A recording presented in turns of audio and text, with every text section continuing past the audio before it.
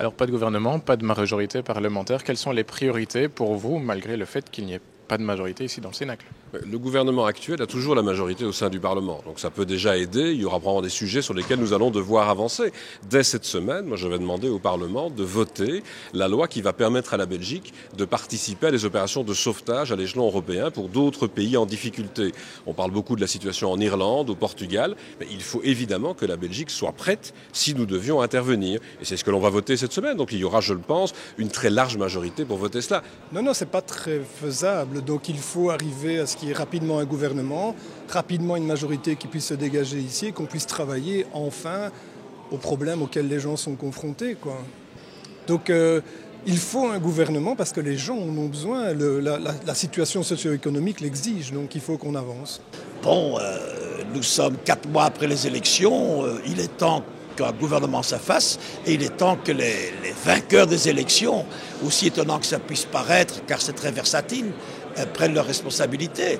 Vous savez, on oublie que le NVA, dans son parlement naturel, qui est le parlement flamand, le NVA est le 5e parti. Et ça, il y a un an.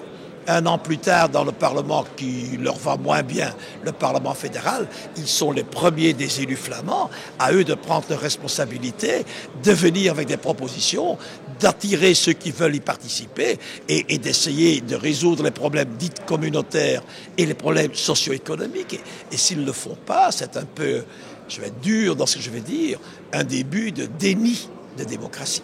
Et d'ailleurs, la priorité des priorités, c'est évidemment pas de continuer dans la situation telle qu'on est aujourd'hui, mais c'est de pouvoir rapidement, et plus encore, s'il y a un enlisement des discussions communautaires, de pouvoir avancer vers un nouveau gouvernement qui soit le reflet des élections de juin dernier et qui ait plein pouvoir, que l'on puisse dès lors, par rapport à toute une série de dossiers socio-économiques. Il y a l'accord interprofessionnel qui est bloqué, il y a tous les enjeux liés à l'emploi. Regardez Arcelor, regardez Opel, par rapport évidemment aussi à la gestion de la dette.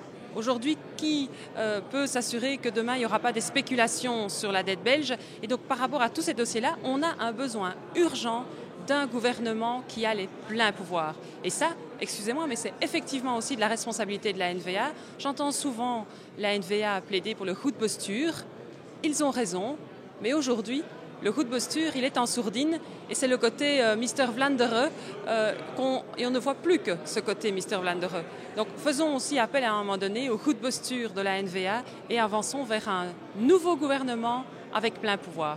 Et si dans les semaines, les mois à venir, il n'y a rien qui se passe, rien qui se fait, que va-t-il se passer? Non, il faut que quelque chose se passe. Nous sommes désignés par la population pour que les choses se réalisent, pour gérer le pays, pour gérer l'État, pour gérer les problèmes des gens. Donc il faut que quelque chose se passe. S'il y en a qui ne veulent pas être au gouvernement, s'il y en a qui ne veulent pas s'intéresser à la gestion du pays, qu'ils s'en aillent, qu'ils laissent la place aux autres. Le Parlement peut faire les choses très urgentes, mais en globalité, c'est quand même très difficile d'agir. Pour prendre des décisions difficiles, il faut une majorité stable, ce qui n'est pas le cas. Donc le Parlement peut en principe constitutionnellement tout faire, mais en réalité, politiquement, c'est presque impossible de prendre des grandes décisions. Eh bien alors, on travaillera en bonne intelligence entre le gouvernement et le Parlement. Et en travaillant, c'est vrai qu'on a une majorité aujourd'hui autour du gouvernement en affaires courantes, qui n'est peut-être pas effectivement les partis qui négocient autour de la table, mais j'espère que chaque parti assumera ses responsabilités et chaque parti, en tout cas, appuiera des démarches et des dossiers dans le sens de l'intérêt général et qui apportent un mieux pour l'ensemble des citoyens.